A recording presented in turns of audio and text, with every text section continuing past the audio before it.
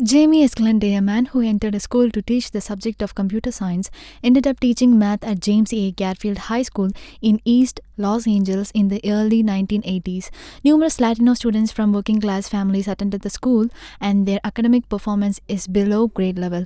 Upon his return from his first day, he finds the recorder equipment was stolen from his car. Escalante plays on the children's sense of humor as he shows them how to multiply numbers with their fingers.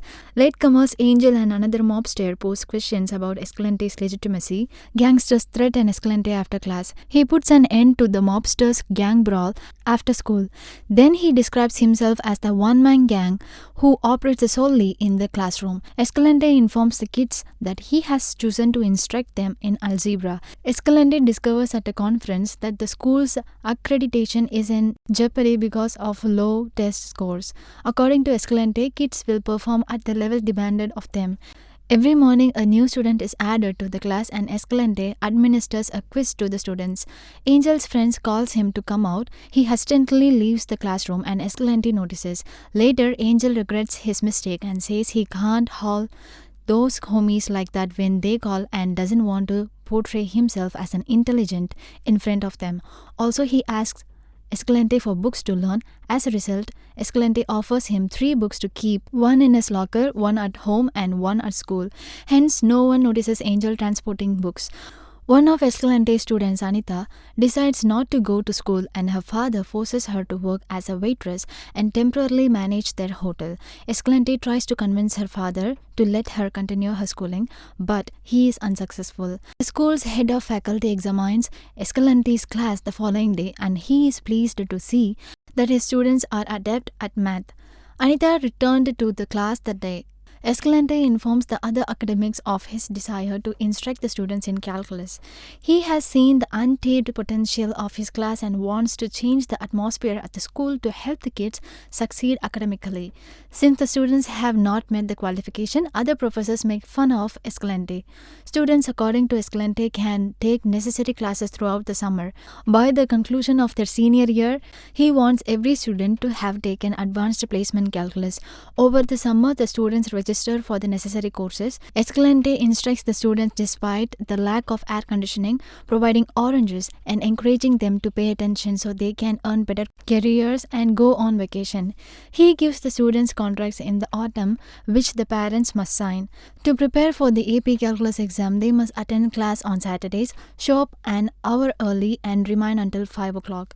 One of the students, Panko, says that he is not ready to attend those classes as his uncle has offered him a job where he can get a better payoff. Escalante takes him on a ride and teaches him that all he can see are the twists but not the road ahead. He begins going to class. Elizabeth gets irritated when she sits inside the class and sees other students coming to school late at school's regular time.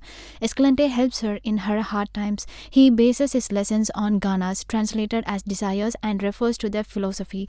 Angel comes late to class and Escalante asks him to go out. Escalante is not ready to listen to any of his reasons. Angel gets pissed off and leaves the classroom. Later on Christmas Eve, Angel brings his grandma to Kimo's home and she explains that Angel got late to class just because he was taking her to the hospital. Escalante instructs students in an ESL class 2 weeks before the pupils' exam. He stumbles down the corridor, falls, and clutches at his torso in agony. A substitute teacher is hired for the pupils while Escalante is recovering in the hospital, but the substitute teacher teaches music.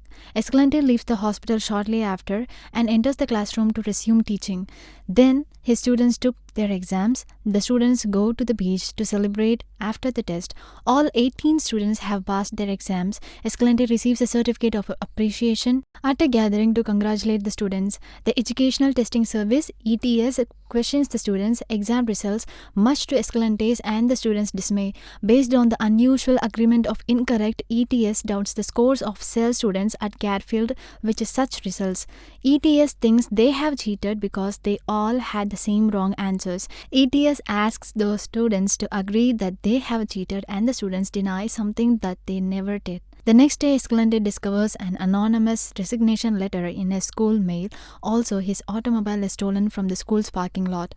Escalante has to walk home that evening. He confides to his wife that he is sorry he taught the pupils calculus since despite their success, nothing has changed for them.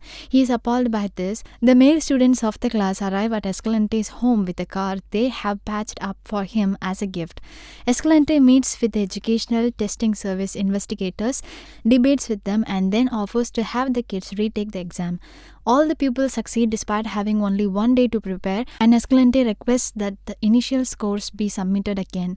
The students came up with the same results. In 1984, Garfield High School had 63 students pass their AP Calculus exam.